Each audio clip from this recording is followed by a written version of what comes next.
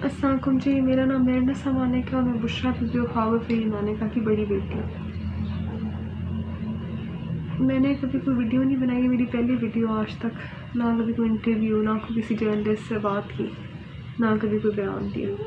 लेकिन ये वीडियो बनाने का सिर्फ मेरा ये मकसद था कि मामा के बारे में इतनी गंदी गंदी बातें सुनने को मिल रही हैं, उन पर इतने गलत गंदे गंदे इल्ज़ाम लगाए जा रहे हैं जो कि मेरे लिए बर्दाश्त करना बहुत मुश्किल था। तो मैंने ये वीडियो बनाई ताकि मैं आप लोगों को असलियत बता सकूँ। मेरे आगे कुरान पढ़े, जो भी बात करूँगी सच करूँगी, और अगर सच नहीं करूँगी तो फिर मैं अल्लाह ताला ही मेरा हिसाब किताब करेगा। दूसरी बात है कि मैं और मेरे बहन भाई हमेशा खामोश इसलिए रहे क्योंकि जब वालिदैन की डिवोर्स होती है तो बच्चे बहुत ज़्यादा इफेक्ट होते हैं। ज़ाहिर बात है, हम बच्चे भी बहुत तकलीफ़ में थे और साइड पिक करना हमारे लिए मुश्किल था क्योंकि हम माँ बाप दोनों से बहुत अटैच थे हैं बल्कि। और मैं मैरिड थी, मेरी जो इन लॉज की फैमिली है उनकी वापसी नून लीग से, तो ऐसे टाइम में खामोश रहना बेहतर था हमारे लिए। कोई भी इल्ज़ाम लगे आज तक या कोई भी बात हो, किसी चीज़ पे भी हमने कोई अपना रद्द अमल नहीं दिया, ना कभी कोई बयान दिया। लेकिन ऐसे जब मामा की बात आई तो मैं ऐसे चुप नहीं बैठा है, इसलिए हमें मुनासिब लगा कि हम ये वीडियो बना के आप लोगों को इसलिए बताएं। पहली बात तो भी रिसेंटली किसी ने उन पर इल्ज़ाम लगाया जी वो अमलियात करती थी और मेरे बाबा अमलियात के असर में थे, इसलिए पहले कभी उनके बारे में कोई बात नहीं की। ये सरासर झूठ है, झूठा इल्ज़ाम है। मामा को दीन के बारे में जानना, दीन के बारे में पढ़ना, दीन के बारे में नॉलेज हासिल करने का बहुत शौक़ था, पैशन था उनका। उनको कोई बुक मिलती थी औलिया किराम की ज़िंदगी के बारे में, कुरान की तफसीर से लेके जो भी दीन के बारे में था वो पढ़ती थी और उस नॉलेज को फिर वो आगे लोगों तक पहुंचाती थी। किस तरह पहुंचाती थी? उनसे कोई सवाल करता था, कोई हेल्प मांगता था तो वो दीन की रोशनी में उसकी रहनुमाई करती थी। इतना सिर्फ उनका कसूर है। दूसरी बात, मामा एक बहुत सादी ज़िंदगी उन्होंने हमेशा गुजारी है। उनकी ज़िंदगी उनका क्या था रूटीन से उठती थी, क्योंकि हम जॉइंट फैमिली में रहते थे, हमारे पास 2 रूम्स होते थे। मैं सबसे बड़ी बहन हूँ, हम 5 बहन भाई। तो उनकी रूटीन थी सफाई करा के जानवर बिछा लेनी, वहीं पे खाना, हम बच्चों का दस्तरखान भी वहीं पे होता था, हम खाना उठना बैठना, इवन होमवर्क का हम उनके पास बैठ नहीं करते थे, हर वक्त हम मामा के पास होते थे। और उनकी कोई सोशल लाइफ नहीं थी, उन्होंने सारा टाइम सिर्फ अपने बच्चों के लिए और सिर्फ ये दीन की एजुकेशन यानी दीन के बारे में जानना पढ़ना इसमें लगा दिया, पूरी ज़िंदगी सिर्फ इस काम पे लगाई।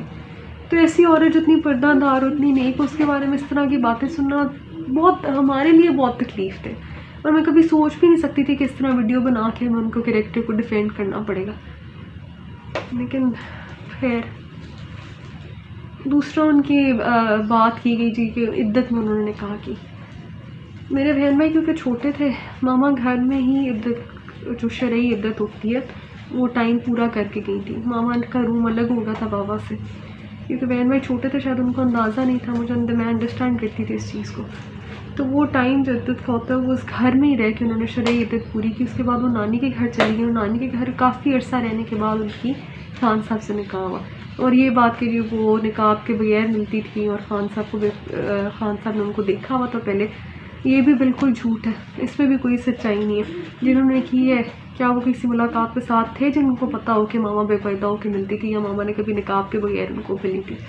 ये बिल्कुल गलत बात है। खान साहब ने वाकई उनको पहली दफ़ा निकाह के बाद ही उनका चेहरा देखा था, क्योंकि मामा ग्लव्स और निकाब के बगैर कभी खान साहब को मिली ही नहीं थी। वो पर्दादार खातून है, हमेशा हर नामहरम से पर्दे में ही मिली है। पहली बात, उनका घर से कहीं आना जाना होता ही नहीं था, ना वो घर से निकलती थी, ना उनका कोई मिलना मिलाना था, ना कोई उनका सोशल सर्कल था, वो घर में ही रहती थी। तीसरी बात ये, जो अभी रिसेंटली उन पर केसेस किए गए जिना का और इस तरह की गंदी बातें उनके कैरेक्टर पर छाली गई, तो हम बेटियाँ होते हैं, हमारे लिए बहुत तकलीफ थे उनके बारे में ये बातें सुनना। और कुरान से ऊपर, अल्लाह ताला की अदालत से ऊपर तो कोई नहीं है ना इस दुनिया में ना। वैसे इंसाफ हमें मिल भी नहीं सकता और ना इंसाफ की उम्मीद है किसी से। हमारी अदालतों में कितना कोई इंसाफ हो रहा है सबको ही पता है।